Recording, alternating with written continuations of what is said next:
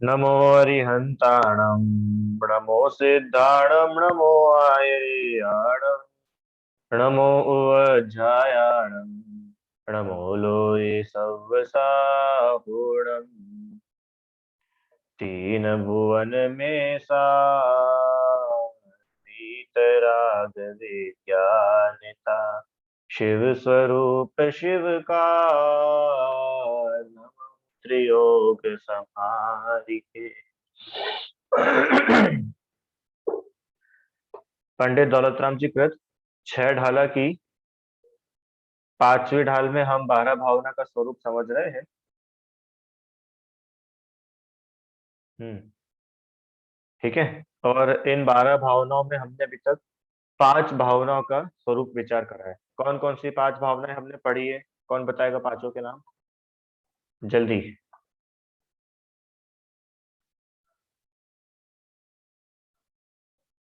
5 भावनाएं अपनी हो चुकी है ना? कौन कौन सी 5 हो गई है?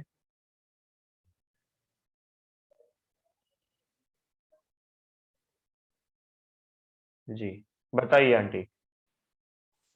अनित्य, अशरण, संसार, एकत्व, अन्यत्व, बस ये बढ़िया। हो गई 5।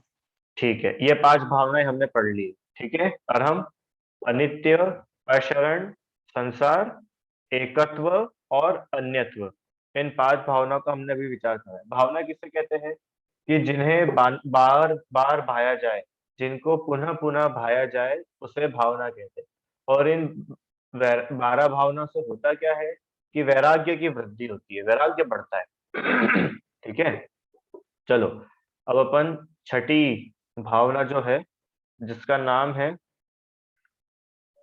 अशुचि भावना, उसका विचार करते हैं। छंद नंबर 8, पांचवी ढाल।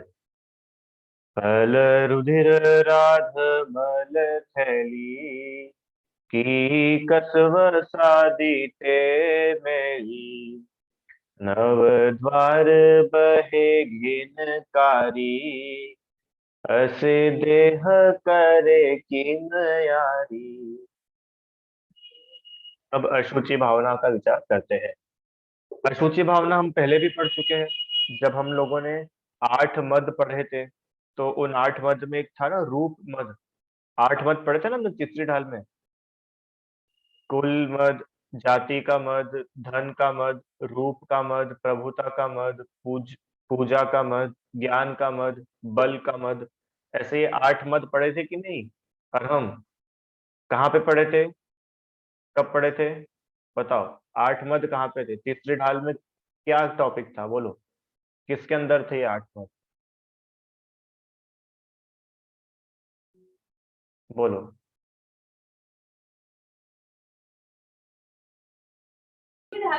भैया आपने तीसरी डाल में पढ़ा था जब हम मदों की बात कर रहे थे उसके उल्टे। नहीं, मद की बात कब क्यों आई थी? मद की बात भैया जब सम्यक दर्शन हो चुका था उसके बाद सम्यक दर्शन के 8 अंगों के बाद।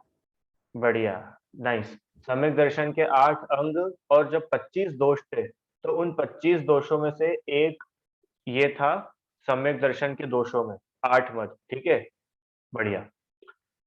तो जब हम लोगों ने एक पढ़ा था रूप मद, तो रूप मद में भी हमने इसके बारे में विचार किया था कि जीव जिस रूप को लेकर के, जिस शरीर को लेकर के इतना मद करता है, वो वास्तव में करने योग्य है या नहीं। ठीक है। उसमें अपन ने सब विचार करा था अच्छे से कि शरीर कैसा है, शरीर का स्वरूप कैसा है। नहाता है, नहाने से अपने आप को पवित्र मानता है, तो क्या नहाने से पवित्रता आ जाती है क्या? है ना, पढ़ा था ना? याद आ रहा है कि नहीं आ रहा है? हम्म। तो उसी का यहाँ पर अब थोड़ा उसको एक्सप्लेन करेंगे अपन। अशुचि भावना। अशुचि भावना मतलब कि अब अशुचिता का विचार करके वैराग्य की वृद्धि करेंगे। अभी तक हमने अनित्य, अशरण, संसार, एकत्व, अन्यत्व, इन सब का विचार करके वैराग्य बढ़ाना सीखा। अब अशुचि भावना का कैसे विचार किया जाता है, वो यहाँ पर 8वें छंद में बता रहे हैं। पल रुधिर, पल रुधिर राध मल। पहले 4 बताया। पल रुधिर राध और मल, और उसके बाद में लिखा है थैली। थैली मतलब तो पता है आपको, थैली क्या होती है? जिसमें हम सामान रखते हैं, थैली, ठीक है। तो यहाँ पर ये जो शरीर है, शरीर, अशुचि भावना बता रहे हैं ना, तो अशुचि मतलब शरीर से कैसे वैराग्य हो, वो यहाँ पर बताया जा रहा है। तो यह जो शरीर है, शरीर कैसा है? एक थैली के समान है जिसके अंदर बहुत सारा सामान रखा हुआ है। जैसे आप लोग मार्केट में जाते हो बैग लेकर के, है ना, तो उस बैग में बहुत सारा सामान लेके आते हैं। हम उसमें क्या क्या लेके आते हैं? हम उसमें खीरा लेके आते हैं, टमाटर लेके आते हैं, संतरा लेके आते हैं, पपीता लेके आते हैं, मिर्ची लेके आते हैं, नींबू लेके आते हैं। तो उस थैली में बहुत सारा सामान रखा रहता है, ठीक है। ऐसे ही यहाँ पर ये जो शरीर है, ये शरीर को थैली के रूप में बताया कि यह शरीर एक थैली के समान है। और इस थैली में क्या क्या रखा हुआ है निहिता? तो पहली पार्ट में 4 बातें बताई, पल, रुधिर, राध और मल, ये 4 चीजें, ठीक है। फर्स्ट लाइन के फर्स्ट पार्ट में 4 बातें बताई, पल, रुधिर, राध, मल। तो थैली मतलब ये थैली है, ठीक है।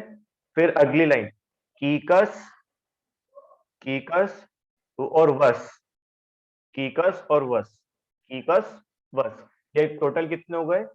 6। कौन कौन से? पल, रुधिर, राध, मल, कीकस और वस, और आदि। आदि मतलब और, आप आपके हिसाब से देखना, लगा लेना। ऐसे 6 प्रकार के मलों से, 6 प्रकार के मैल से यह थैली भरी हुई है, यह शरीर भरा हुआ है। काय से भरा हुआ है ये शरीर? मल से भरा हुआ है। इस शरीर के अंदर क्या है हम? इस शरीर के अंदर क्या है? खून है। अपन पढ़ते हैं एक एक के बारे में। सबसे पहले लिखा है पल। पल मतलब होता है मांस, पल मतलब मांस। रुधिर, रुधिर मतलब होता है रक्त, खून।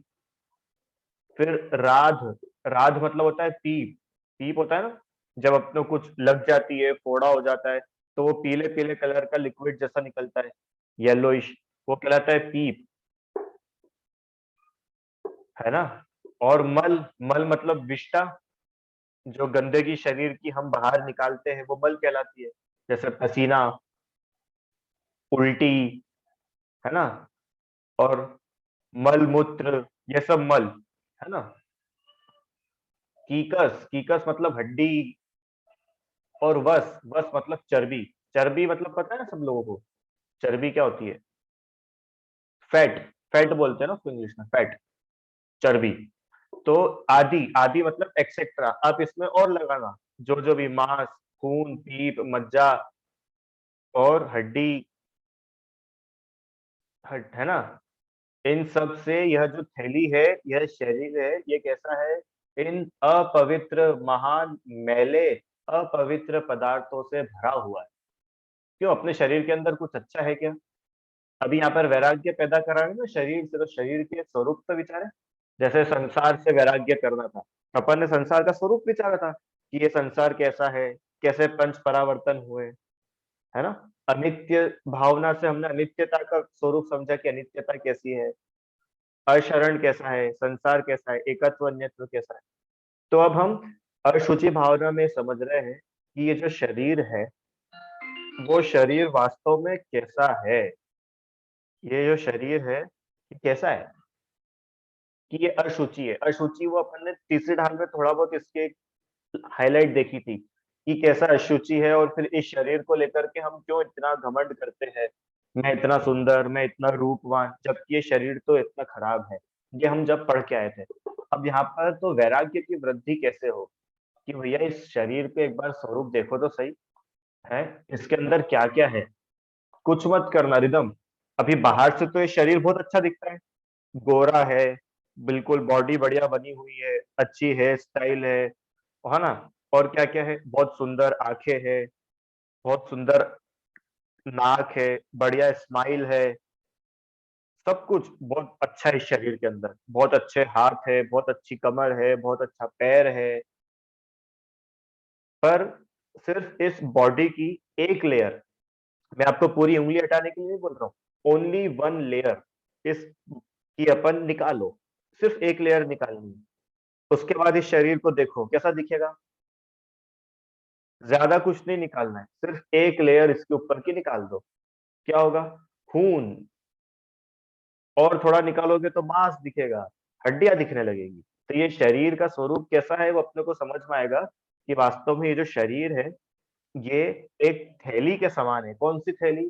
कि जिसमें पल, रुधिर, राध, मल, कीकस, वस आदि ऐसे अनेक अनेक अपवित्र पदार्थ भरे पड़े हैं। समझ में आया? अगली लाइन, पहली लाइन समझ में आई ना? पहली लाइन में उन्होंने स्वरूप बताया कि भैया ये शरीर कैसा है। अभी अपन और आगे पढ़ेंगे, अभी खाली शब्दों का अर्थ देख रहे हैं। अगली लाइन, नव द्वार बहे घिनकारी, अस देह करे की मियारी। इस देह से, इस शरीर से क्या बहते हैं? 9 द्वार। 9 द्वार है। आपको मालूम है आपका ये जो शरीर है, इस शरीर के अंदर कितने सारे दरवाजे हैं? क्या बात कर रहे हो सर, हमारे शरीर में थोड़ी दरवाजा है, दरवाजा तो कमरे में है। अरे वो वाले दरवाजे की बात नहीं कर रहे। द्वार मतलब जहां से कुछ बाहर निकलता है उसको द्वार बोलते हैं, है ना? तो इस शरीर से कुछ बाहर निकलता है कि नहीं निकलता है? ध्रुव, इस बॉडी में से कुछ बाहर निकलता है? क्या क्या बाहर निकलता है? तो मल मूत्र बाहर निकलता है, कान में से मैल बाहर निकलता है, आंखों में से भी मैल निकलता है, नाक में से भी मैल निकलता है, मुंह में से भी लार थूक ये सब निकलता है। इस शरीर में से कुछ अच्छा निकलता है क्या? वो पूरे शरीर में से पसीना तो निकलता ही रहता है। बताओ, माने इस शरीर का बाय प्रोडक्ट, इस शरीर से बनने वाली चीजें एक भी अच्छी है क्या? उन्होंने कितना खतरनाक शब्द लिखा वहां पे, 9 द्वार। अभी वो 9 द्वार कौन कौन से उनके नाम अपन देखेंगे आगे। वो शरीर से ऐसे 9 द्वार बहते हैं। बहते मतलब पूरे समय वहां से कुछ न कुछ बहता रहता है, निकलता रहता है। तो वो कैसे है? और हम बहुत अच्छे हैं। कैसा, क्या लिखा उन्होंने? घिनकारी। घिनकारी मतलब पता है? घिन, घिनौना, घिन आ गई। घिन मतलब, घिन मतलब जैसे आपके सामने गाय है, गाय ने गोबर कर दिया हो, है ना? और उसको देख करके अपने को कैसा लगता है? एकदम घिन आ गई और गंदा लगता है। तो ऐसे ही ये शरीर का स्वरूप बता रहे कि शरीर जो है, ऐसे देह से तुम किस प्रकार से, अस देह माने ऐसे देह से, ऐसे शरीर से, किम यारी, ऐसे शरीर के साथ में तुम कैसी यारी करते हो? यारी मतलब उसके साथ प्रेम, उसके साथ राग। यारी होती है ना, याराना, दोस्ती। उसके साथ में प्रेम कैसे कर सकते हो? ये जो शरीर है, इस शरीर में एक तो अच्छी चीज बता दो तुम। हम्म एक भी अच्छी चीज नहीं। पहली लाइन में तो 9 अलग अलग मल गिना दिए, अपवित्र पदार्थ, जिनसे ये शरीर भरा पड़ा है। और जो इस शरीर के अंदर होगा वही तो इस शरीर से बाहर निकलेगा। और कोई एक जगह हो बाहर निकलने की, ऐसी नहीं है। 9 जगह है इस शरीर में जहां से गंदगी ही बाहर निकलती है, कुछ अच्छा तो कभी निकलता ही नहीं। तो बताओ ऐसे शरीर से हम प्रेम कैसे करें? ऐसे शरीर से राग कैसे करें? वैराग्य बढ़ाना है ना, तो इस शरीर से वैराग्य कैसे हो?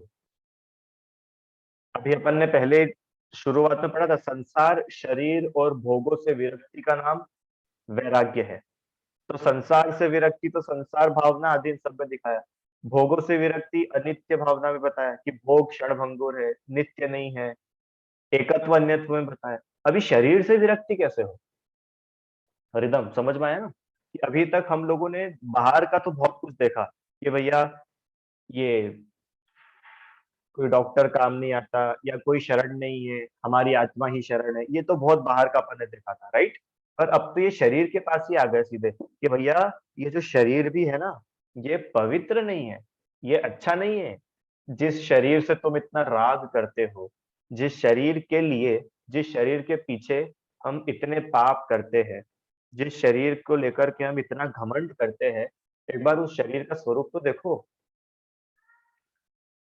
खाली बाहर की पैकिंग ही सबकी अलग अलग है, अंदर से तो सबका एक जैसा है। हो सकता है बाहर से कोई गोरा हो, कोई काला हो, पर अंदर से तो सबके अंदर यही भरा पड़ा है। रिदम, ध्रुव, क्या भरा पड़ा है? अपवित्र पदार्थ, एक भी अच्छी चीज नहीं। अभी इसकी अपन ने चर्चा की थी कि ये सब अपवित्र क्यों है। मान लो आप किसी के घर पे गए, है ना, और उसने आपको पानी सर्व करा, और वो ट्रे में पानी लाने की बजाय कैसे ऐसे हाथ ऐसे उंगली डाल करके वो पानी का ग्लास लेके आया और उसने आपको दिया, ये लो पानी पी लो। बताओ अपन वो पानी पी पाएंगे क्या? उसने उंगली डाली उसके नहीं, वो नहा के आया था, बस वो नहा के बाहर निकला ही था और उसने उंगली डाली है, गंदा हाथ नहीं, उसका हाथ धुला हुआ है। बताओ, हाथ उसका धुला हुआ है, फिर भी वो उसने उसके अंदर उंगली डाल दी थी, तो आप वो पानी पियोगे क्या? बताओ, वो तो ऊपर की चमड़ी थी, अकेली चमड़ी। हाँ, ऐसे कोई बोल दे कि वो हमारे घर में ना चम्मच नहीं है, हमने तो एक हड्डी रख रखी है, हम वो हड्डी से दूध मिला के लाए, आप दूध पी लो। क्यों पियोगे कि नहीं पियोगे? कोई भी नहीं पिएगा। खून, मांस, पीप, कैसे सब, ये सब अपवित्र पदार्थ है। हम, अरे ये दिख जाए तो मुनिराज के आहार में अंतराय आ जाए, है? पता है आपको?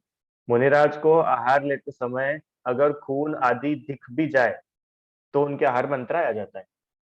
तो इतने अपवित्र पदार्थ है, और ऐसे अपवित्र पदार्थों की थैली, थैली मतलब सब इसमें भरे पड़े हैं। ये शरीर पूरा बना ही उन सब से है। ये शरीर की रचना और कैसे हुई है? इन सब से तो बना है शरीर। तो ऐसे ये शरीर बना है, तो ऐसी इस देह से, ऐसी इस शरीर से किम यारी, कैसी यारी करेंगे? इससे प्रेम कैसे किया जा सकता है? कैसे इससे तुम राग कर सकते हो? ये वो सिखा रहे हैं। समझ में आया? चलो एक बार और पढ़ते हैं, है ना? यह शरीर तो मांस, रक्त, पीप, विष्ठा आदि की थैली है, और वह हड्डी, चर्बी आदि से भरा होने के कारण अपवित्र है, तथा 9 द्वारों से मैल बाहर निकलता है। ऐसे शरीर के प्रति मोह राग कैसे किया जा सकता है ना? यह शरीर ऊपर से तो मक्खी के पंख के समान पतली चमड़ी से मढ़ा हुआ है। ऊपर से तो बिल्कुल पतली सी चमड़ी से इसकी पैकिंग हो गई है, पर पर क्या, पतली सी पैकिंग के कारण बाहर से तो ये सुंदर दिखता है, पर क्या है कि अंदर से उसके भीतरी हाल तक विचार किया जाए तो उसमें अपवित्र वस्तुएं भरी है। इसलिए ऐसे शरीर में ममत्व, अहंकार या राग करना व्यर्थ है, व्यर्थ है। कैसा है ये शरीर? कि बाहर से तो सुंदर दिखता है, बाहर से तो इसमें इतनी पतली चमड़ी की जो पैकिंग है उसकी वजह से शायद ये सुंदर दिखता हो, किसी को सुंदर लग जाए, पर अंदर से देखो इस शरीर को तो बिल्कुल ऐसा भरा पड़ा है। हाँ, तो फिर ऐसे अपवित्र वस्तु जिसमें भरी पड़ी हो, उनसे हम कैसे ममत्व करें? उनको हम कैसे अपना मान ले? क्यों रिदम? आप किसको अपना मानोगे? ऐसी गंदी चीजों को अपना मानोगे कि अच्छी चीजों को अपना मानोगे? कि जो अच्छा है उसको हम अपना मानेंगे ना, ऐसी गंदी चीजें कौन अपनी मानता है? हम्म। पर फर्क बस इतना सा रह जाता है कि अपने को क्या वो दिखता नहीं है। अगर वो पूरे समय दिखने लग जाए ना, तो इस शरीर से आदमी डर जाए, घबरा जाए। नरक में होता है कि नहीं? नरक में अपन ने पढ़ा कैसा भयानक शरीर नारकियों का, खून निकलता रहता है, पीप निकलता रहता है, मांस लटक रहा है, हड्डियां लटक रही है, ऐसा उनका शरीर। तो वहां पर उनको उसका भय रहता है, उसका डर लगता है। पर यहाँ मनुष्य गति में हमको ऊपर से थोड़ा थोड़ा अच्छा मिल जाता है, तो अपन बस उसको पा करके खुश हो जाते हैं। उस पूरे शरीर का तो विचार ही नहीं करते कि कैसा ये शरीर है। देखो आगे, यह शरीर को मलिन बतलाने का आशय। आहा, ये अब ये काम की बात आ गई है अपने, कि यहाँ पर ये शरीर को जो मलिन बताया ना, अब ये क्यों बताया? कि अभी तक तो सर अभी शरीर से राग करते थे, अब आपने बता दिया ये शरीर बहुत खराब है, तो आज से शरीर से द्वेष करना शुरू कर देंगे। क्यों? कि नहीं भैया, द्वेष तो करना ही नहीं है, वैराग्य बढ़ाना है ना। वैराग्य बढ़ाना है मतलब मोह राग द्वेष तीनों ही नहीं करना है। नहीं तो अभी जरा से में अपन यहाँ पे फिसल सकते हैं। कैसे? कि सर अभी तक शरीर अच्छा लगता था, अब हमको शरीर बहुत गंदा लगता है, अब तो देखना ही पसंद नहीं है सर ऐसा शरीर। जैसे ही कोई दिखता है हम तो आंख बंद कर लेते हैं कि भैया ये तो अपन ने द्वेष कर दिया। नहीं था, द्वेष नहीं करना है। ये शरीर का जो ऐसा स्वरूप उन्होंने बताया है, उसके पीछे कारण क्या है? कि वो पहली लाइन में बताया था, वैराग्य उपावन, वैराग्य उत्पन्न करना। ठीक है, ये इसको हर पॉइंट पे आप ख्याल रखना भैया सभी लोग, कि इस 12 भावना का एक मेन पर्पस ओनली वैराग्य उत्पन्न करना है, और हम राग, द्वेष और मोह कम करना है। ठीक है, कि अकेला नहीं, तो अपने क्या लगता है कि अकेला राग कम करो, राग कम करो, नहीं, द्वेष भी कम करो।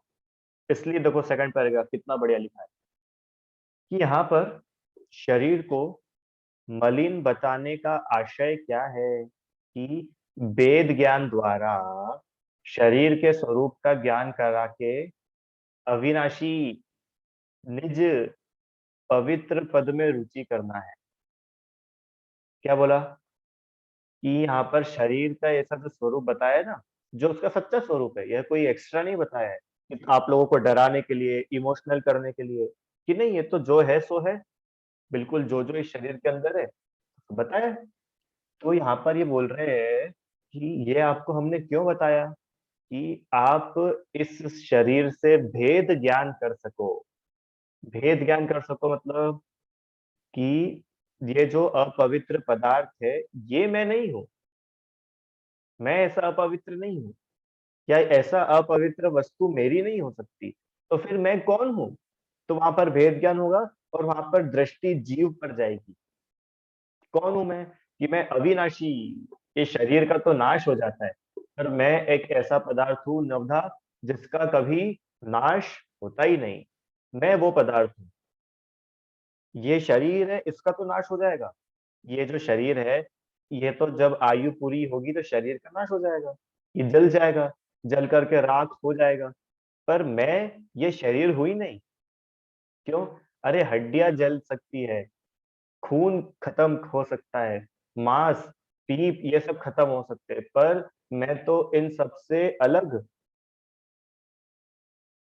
महापवित्र अविनाशी कौन हूं, जीव हूं, निज, निज पदार्थ, निज पद माने मैं जीव हूं, उसकी मुझे रुचि करना है। शरीर के प्रति द्वेष भाव उत्पन्न कराने का आशय नहीं है। आगे ना बात, शरीर के लिए मैं द्वेष पैदा करूं, वो इसका बिल्कुल भी उद्देश्य नहीं है। वन एंड ओनली इसका उद्देश्य क्या है, आत्मा की रुचि करना। अब कुछ भी भावनाएं पढ़ो, देखो ये मैंने आपको पहले भी बताया था, अभी वापस से याद आ गया तो बता ही देते हैं। पूरी जिनवाणी का सार, पूरी जिनवाणी, भले ही आप प्रथमानुयोग पढ़ो, कहानियां पढ़ो, भले ही आप चरणानुयोग पढ़ो, भले ही आप द्रव्यानुयोग पढ़ो, भले ही आप कर्णानुयोग पढ़ो, भले आप गोमट सार पढ़ो, समय सार पढ़ो, पद्म पुराण पढ़ो, रत्नकरण शावकाचार पढ़ो, आप जो पढ़ो, उन सबके पीछे वन एंड ओनली एक ही पर्पस है। क्या पर्पस है, आत्महित, मेरा हित होना चाहिए बस। ठीक है, एक ही पर्पस है, सिर्फ एक पर्पस। इतनी गजब की बात है, पूरा स्वाध्याय का सार एक ही है, आत्मा की रुचि, मैं आत्मा हूं, मैं जीव हूं, इतना मुझे खुद पर भरोसा हो। ये रुचि, ये भरोसा पैदा करने के लिए स्वाध्याय होता है, बुद्धि बढ़ाने के लिए स्वाध्याय नहीं होता है। कि अभी तक मुझे तत्वार सूत्र याद नहीं था, अब मैंने दसों अध्याय के 357 सूत्र याद कर लिए, अब मैं बहुत बड़ा बन गया, कि ऐसे बड़ा नहीं बना जाता। वो भी अपन पहले बात करके आ चुके, ज्ञान के मद में, कि ऐसा जो ज्ञान, वो ज्ञान तो चला जाएगा। अरे ऐसे कितने ही तत्वार सूत्र तुमने पंच परावर्तन में अनंत बार याद कर लिए। आराध्या समझ में आया। ये मान कषाय पैदा करने के लिए स्वाध्याय नहीं है, द्वेष पैदा करने के लिए स्वाध्याय नहीं है, राग पैदा करने के लिए स्वाध्याय नहीं है, पाप हो इसके लिए स्वाध्याय नहीं है, क्रोध मान माया लोभ के लिए स्वाध्याय नहीं। ये बहुत समझने की बात है, ये ट्रैक है। अगर अपने को ये खुद का एनालिसिस करना है ना, कि हम सही ट्रैक पर है कि नहीं, तो ये उसकी कसौटी है। लेखा आंटी, क्या है कसौटी, कि हम खुद का ऐसे एनालिसिस कर सकते हैं कि मैंने ये लाइन पढ़ी, मैंने ये ग्रंथ पढ़ा, मैंने 6 डाला पढ़ी। तो इसको पढ़ने के बाद में मेरे अंदर क्या हुआ? अगर मैंने पहली ढाल पढ़ी और पहली ढाल पढ़ने के बाद में मैं डिप्रेशन में चला गया, तो मैंने अच्छे से नहीं पढ़ा। हाँ, पहली ढाल पढ़ने के बाद में मुझे ये भरोसा हुआ कि देखो, भूल आपको भरमतवादी, अपने आप को भूल करके जीव की ऐसी-ऐसी हालत होती है। तो अब मुझे क्या करना है कि खुद को भूलना नहीं। ये निर्णय अगर करा, तो पहली ढाल पढ़ना सक्सेसफुल। तो एकदम समझ में आया? पढ़ाई कैसे करते हैं, ये बता रहा हूँ मैं आप लोगों को। सच्ची में अगर आपने ये सीख लिया ना कि पढ़ते कैसे, तो आपको बहुत मजा आएगा पढ़ने में। नहीं तो फॉर्मेलिटी के लिए हम पढ़ लेंगे कि चलो 6 ढाला हो गई, चलो अब रत्नकरण पढ़ लेंगे, चलो रत्नकरण हो गया, अब मोक्षमा प्रकाशक पढ़ लेंगे, अब मोक्षमा प्रकाशक हो गया, चलो अब द्रव्य संग्रह पढ़ लेंगे, अब द्रव्य संग्रह हो गया, चलो अब तत्वार सूत्र पढ़ लेंगे। अब और बताओ सर, अब क्या पढ़ा हमने? ये सब तो पढ़ लिया। कि सुनो, तुमने कुछ भी नहीं पढ़ा। अरहम समझ में आया? ओनली सिलेबस कंप्लीट नहीं करना है, हमारे अंदर पवित्रता आ रही है कि नहीं, हमारे अंदर आत्महित की रुचि हो रही है कि नहीं, अपने कल्याण का हमारे अंदर कुछ भाव पैदा हो रहा है कि नहीं हो रहा है। नवधा, ये है खुद को चेक करने की जगह, यहाँ पर हम अपने को चेक कर सकते हैं। समझ में आया भैया सभी लोग? ऐसे स्वाध्याय करो, सिर्फ एक फॉर्मेलिटी पूरी करने के लिए कि वो प्रवचन चल रहे और हम बैठ गए, नहीं। बैठ गए वो अच्छी बात है, आप कुछ दूसरा टाइम पास करते हो उससे तो बहुत अच्छी बात है कि आप बैठ गए। पर भैया अब बैठ ही गए हो तो बैठे मत रहो, उस उधर से कुछ सीखो। समझ में आया ना उधर? कि सर ये क्या बात होती है, एक तो हम क्लास में आ रहे, कि बहुत अच्छी बात है आप क्लास में आ रहे हो, 2 साल से पढ़ रहे हो, तो पर पढ़ते ही मत रहो, उसको अपने जीवन में उतारो। प्रीतम, उतारो। क्या उतारो? कि जो अभी पढ़ा ना हम लोगों ने, आज सुबह की क्लास में पढ़ाया था कि पंच परमेष्टि हमारी शरण है, वे ही उत्तम है और वो ही मंगल है। सत्तारी मंगल में पढ़ते ना, तो वो कब हमारी शरण है? कि जब उनके बताए हुए मार्ग पर हम चले, तो वो हमारी शरण है। और उनका बताया गया मार्ग क्या है? क्या है उनके बताया गया मार्ग? कि भैया जिस मार्ग पर हम चले हैं, जिस पर चल करके हम परम सुखी हो गए हैं, उस पर आप भी चलो, आप भी सुखी हो। वैराग्य को बढ़ाओ, ठीक है? अपने अंदर से कषायों को घटाओ, पाप को घटाओ, वैराग्य को बढ़ाओ, ठीक है? चलो, तो इस उद्देश्य को लेकर के स्वाध्याय करनी है। शरीर तो उसके अपने स्वभाव से ही अशुचिमय है, और यह भगवान आत्मा, माने मेरी स्वयं की आत्मा जो भगवान स्वरूप है, भगवान बनने की जिसमें सामर्थ्य है, ऐसी मेरी आत्मा निज स्वभाव से ही शुद्ध एवं सदा शुचिमय पवित्र चैतन्य पदार्थ है। क्या गजब लिखा है कि ये जो शरीर है ना, ये शरीर का तो स्वभाव ही अशुचिमय है। ऐसा नहीं है कि ये शरीर पहले तो बहुत अच्छा था, फिर बाद में इसके अंदर ये सब गंदी चीजें आ गई तो ये खराब हो गया। हाँ, इसका तो स्वभाव ही अशुचिमय है, महा अशुचिमय इसका शरीर का स्वभाव है। पर ये दुखी होने की बात है क्या? कि बिल्कुल दुखी होने की बात नहीं। क्यों? क्योंकि जिसको यहाँ पर अशुचि बोला जा रहा है, जिसकी यहाँ पर इंसल्ट की जा रही है, अरे वो तो तुम हो ही नहीं। अभी जिसके बारे में भी बताया इतनी देर तक, वो अपन है क्या? कि वो तो हम है ही नहीं, तो घबराने की बात ही नहीं है। तो सर हम कैसे, एक बार हमारे बारे में भी तो बता दो कि सुनो हमारा स्वरूप कैसा है। हमारा माने इस जीव का, इस आत्मा का स्वरूप स्वरूप कैसा है? ये आत्मा अपने निज स्वभाव से ही शुद्ध है, ये आत्मा अशुद्ध है ही नहीं, ये शुद्ध है आत्मा। और हमेशा सदा शुचिमय पवित्र चैतन्य पदार्थ है। यह पदार्थ ऐसा है जो हमेशा पवित्र रहता है, हमेशा परम पवित्र रहता है। ऐसा ये चैतन्य पदार्थ, ऐसा ये जीव मैं हूं। अब हुआ क्या कि हमने शुरू तो करा था शरीर से, पर शरीर से शुरू करने पर भी हमारी एंडिंग कहां पर हुई? खुद पर आकर के। ये ट्रिक समझ में आई? आप ट्रिक समझ में आई? क्या करा अपन ने? पकड़ना भैया इसको। और हमने शुरुआत कहां से करी थी? शरीर से शुरुआत की थी कि शरीर ऐसा है, शरीर के बारे में विचार विचार विचार विचार विचार करा, और हमारी जो थॉट प्रोसेस चल रही थी, वो थॉट प्रोसेस कहां पर आके खत्म हुई? आत्मा पे आकर खत्म हुई। ये उसकी कला है, ये सम्यक ज्ञान कला है। हाँ, अगर शरीर शरीर शरीर शरीर शरीर तक ही रह गए, इसका मतलब अभी पूरा नहीं हुआ है। एक स्टेप और बढ़ के खुद के पास आना है ना? आपने एक चीज नोटिस करी होगी, इन अभी 6वीं भावना में ये शब्द लिखा है, इसलिए सम्यक दृष्टि जीव आत्मा की सन्मुखता, ये सन्मुखता, स्वसन्मुखता, स्वोन्मुखता, ये सारे वर्ड्स आपने पढ़े होंगे, हर भावना में लिखा है इसको। पढ़ना वापस नोट्स। देखो आपको दिखा देता हूँ 2 मिनट। ये अशुचि भावना में लिखा है सन्मुखता, ऐसे ही ये देखो, ये अन्यत्व भावना में लिखा है स्वसन्मुखता। ठीक है, देखो आगे, ये एकत्व भावना में भी कहा लिखा,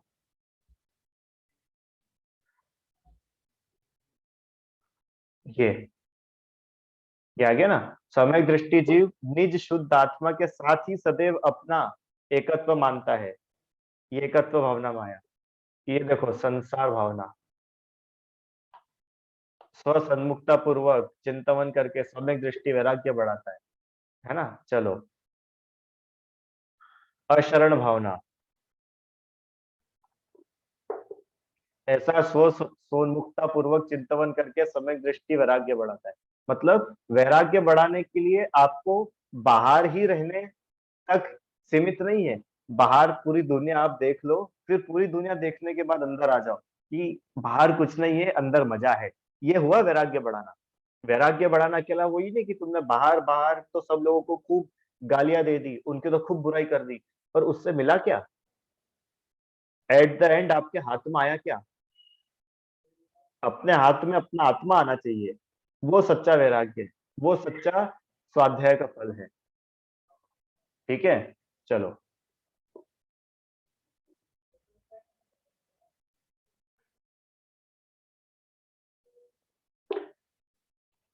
सम्यक दृष्टि जीव अपने शुद्ध आत्मा की सन्मुखता द्वारा अपनी पर्याय में शुचिता की वृद्धि करता है। पर्याय में मतलब कि देखो, आत्मा स्वभाव से तो शुद्ध है ही, पर हाँ, अब वो द्रव्य गुण पर्याय थोड़ा दूसरा विषय है, पर उसका सार इतना सा है कि स्वभाव से तो ये आत्मा शुद्ध है ही। अपन ने पढ़ा था ना, जैसे सिद्ध है वैसा ही मैं हूं, जो मैं हूं वह है भगवान, जो है ना, अंतर यही ऊपरी जान वे विराग यहाँ राग। ऊपर ऊपर का अंतर खाली इतना है कि वे पूर्ण वीतरागी है, और अभी यहाँ पर राग द्वेष की अपवित्रता है। अरे स्वरूप में बिल्कुल भी डिफरेंस नहीं आया। सुनो सुनो, जैसे एक गुड़ होता है ना, गुड़, ठंड में हम लोग सब गुड़ खाते हैं, गुड़। तो एक गुड़ का इतना बड़ा पीस है, वो गुड़ का पीस एक सोने के डिब्बी में पैक है, और दूसरा गुड़ का पीस एक कांच के डिब्बी में पैक है। तो बताओ उन दोनों की मिठास में कुछ अंतर आएगा क्या? सोने वाला गुड़ ज्यादा मीठा हो जाएगा, कांच वाला तो बिल्कुल लोकल है, ऐसा क्यों? सोने का गुड़ एक गुड़ अपन ऑस्ट्रेलिया से खरीद के लाओ, एक अमेरिका से लाओ, और एक अपने घर के पीछे वाली किराने की दुकान से, बताओ कौन सा गुड़ ज्यादा मीठा है? कि भैया गुड़ तो गुड़ है, उसको कहीं से भी लो। ऐसे ही आत्मा तो आत्मा है, आत्मा के स्वरूप में कहीं अंतर नहीं आता। हाँ, बाहर की पैकिंग, जो उसकी बाहर की तत्काल उसकी जो अभी अवस्था है, उसमें अंतर हो सकता है। आत्मा तो आत्मा है, जैसा ज्ञान दर्शन मुझ में है, वही ज्ञान दर्शन रिदम में है, पता है आपको? और जैसा रिदम में ज्ञान दर्शन है, वैसा ही ज्ञान दर्शन महावीर भगवान के पास है, और जैसा ज्ञान दर्शन महावीर भगवान के पास है, वैसा ही ज्ञान दर्शन कुंद कुंद आचार्य के पास है। एक और गजब बात बताऊं, जैसा कुंद कुंद आचार्य के पास ज्ञान दर्शन है स्वभाव, वैसा ही ज्ञान दर्शन का स्वभाव रावण के पास है। जैसा ज्ञान दर्शन का स्वभाव रावण का है, वैसा ही ज्ञान दर्शन का स्वभाव बड़े से बड़ा कोई आतंकवादी टेररिस्ट है उसके पास भी है। और उसी के पास नहीं है, शेर के पास भी है, चीता के पास भी है, कौवे के पास भी है, मोर के पास भी है, चींटी के पास भी। क्यों? अरे जीव तो वही है ना भैया, जीव वो है। हाँ, उसकी जो पर्याय यहाँ पे लिखा ना, पर्याय, उसकी जो अभी अवस्थाएं है, अवस्था उसकी अलग अलग हो सकती है, पर वो है तो गजब। सोना तो सोना ही है, भले ही उसका हार बना दो, उसका कंगन बना दो, उसकी अंगूठी बना दो, उसका क्या बोलते हैं उसको, क्राउन, क्या बोलते हैं हिंदी में, मुकुट, मुकुट बना दो, पर सोना तो सोना है ना। ऐसे ही जीव तो जीव ही है, पर हाँ, ये अपनी शुद्ध आत्मा का सन्मुखता के द्वारा विचार करके सम्यक दृष्टि जीव क्या होता है कि अपनी पर्याय में भी पवित्रता की वृद्धि करता है, कि वो बाहर से भी वो पवित्र होता है। इसका नाम अशुचि भावना है। गजब की भावना है अशुचि भावना। ठीक है, चलो। शरीर की अशुचिता, राजकुमार स्त्री पर असर, शरीर में दुर्गंध का वास मात्र एक। ठीक है, इस पे बहुत सारे ऐसे रेफरेंसेस दे रखे हैं, पर अपन ने इसकी चर्चा कर ली है अभी। जैसे वो बताया था ना, खून पसीना ये सब शरीर से निकलता रहता है, बहता रहता है, शरीर कितना पवित्र है। हाँ, जैसे अब ये कैसे पता चलता है अपने को कि हम बिल्कुल नए नए कपड़े पहने, धोए, पहने, और पहनने के बाद भी वो कपड़ा पुराना होता है कि नहीं होता है? क्यों हो गया वो पुराना? इसका मतलब शरीर से जो गंदगी निकल रही है उस कपड़े में लग रही है, पसीना लग रहा है, उसमें से दुर्गंध आ रही है, ये बताता है कि शरीर का स्वभाव कैसा है, शरीर में से निकलता क्या है बाहर। और देखो, इस शरीर को आप कितना ही अच्छा खिला दो, ये निकालेगा क्या बाहर? बताओ। जैसे इस शरीर को हमने सूखी रोटी और एक दाल खिला दी, तो बाहर क्या निकलेगा? मल। इस शरीर को हमने बढ़िया दाल बाफले लड्डू खिलाए, अच्छा घी डाल करके, ठीक है, तो इस शरीर में से बाहर क्या निकलेगा? मल। मतलब ये शरीर का स्वभाव मल पैदा करने का ही है, कुछ अच्छा पैदा ही नहीं होता इसमें से। समझ में आया?